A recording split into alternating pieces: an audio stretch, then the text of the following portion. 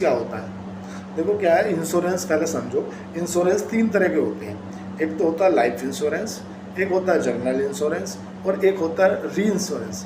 Life insurance में तुम्हारा जैसे LIC है, टर्म इंश्योरेंस है, ये आते हैं तुम्हारा लाइफ इंश्योरेंस में। जनरल इंश्योरेंस में तुम्हारा मोटर व्हीकल जो है, तो बाइक वाइक जो कार बाइक ट्रक, ये आते हैं तुम्हारा जनरल इंश्योरेंस में। हेल्थ इंश्योरेंस जनरल इंश्योरेंस में आता है। और एक होता है तुम्हारा री इंश्योरेंस। अब ये री इंश्योरेंस का कॉन्सेप्ट कहाँ से आया? सपोज करो मैं कोई इंश्योरेंस प्रोवाइडर हूँ, है ना, ऐसा समझ लो मैं कोई ICICI कंपनी जो इंश्योरेंस करता हूँ लोगों का, मैं वो हूँ। और मैंने किसी 100 व्यक्तियों का इंश्योरेंस किया, 1-1 करोड़ का, तो 100 करोड़ का इंश्योरेंस किया। तो अगर वंस फाइंड ऐसा कोई डिजास्टर आ गया देश के अंदर कि भाई मुझे अब वे 100 करोड़ रुपए देने हैं, तो मैं क्या करता हूँ कि मैं अपना भी री इंश्योरेंस कराता हूँ कि भाई इनसे अगर मेरे साथ में कोई ऐसा डिजास्टर आ गया, जैसे कोविड के समय का आया था, कितने क्लेम देने पड़े, तो उस कंडीशन में मैं अपना री इंश्योरेंस कराऊंगा। किससे? किसी और कंपनी से।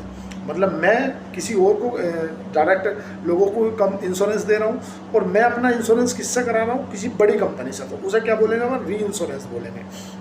सपोज करो कोई बड़ी कंपनी है, कोई 1 लाख करोड़ रुपए की कंपनी है, उसमें बड़ी बड़ी इन्वेंट्री पड़ी है और उनने अपना फायर इंश्योरेंस करा लिया किसी ICICI कंपनी से, ठीक है।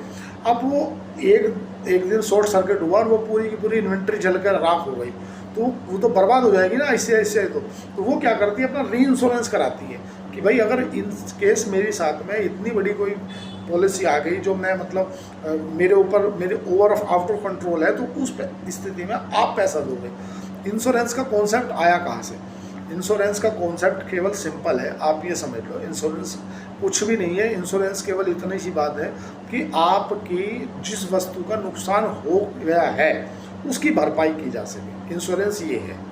जैसे आदमी मरता, आदमी की भरपाई तो नहीं कर सकते आप, लेकिन उसके ना रहने पे जो घर के खर्चे थे वे कंटिन्यू रहे, उसके ना रहने पे जो बच्चों की एजुकेशन थी वो कंटिन्यू रही, या आप अगर फैक्ट्री लगाई थी और फैक्ट्री में जो इन्वेंट्री डली थी वो स्वाहा हो गई, तो वो जो आपने तो जो कमाई धमाई थी फैक्ट्री में लगा दी, अब वो तो स्वाहा हो गई। अब आप तो किसी काबिल नहीं बचा, तो रोड पे आ गए।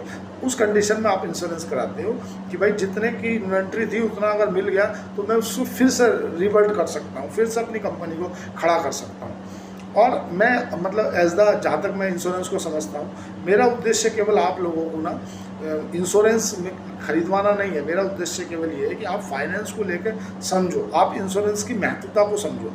ज़्यादातर लोग हैं ना इंश्योरेंस की महत्वता को नहीं समझते और सोचते हैं ठीक है भाई कोई क्या ज़रूरत है हमें। नहीं, ज़रूरत है, प्रति आदमी को ज़रूरत है। मैं तो ये बोलता हूँ अगर आप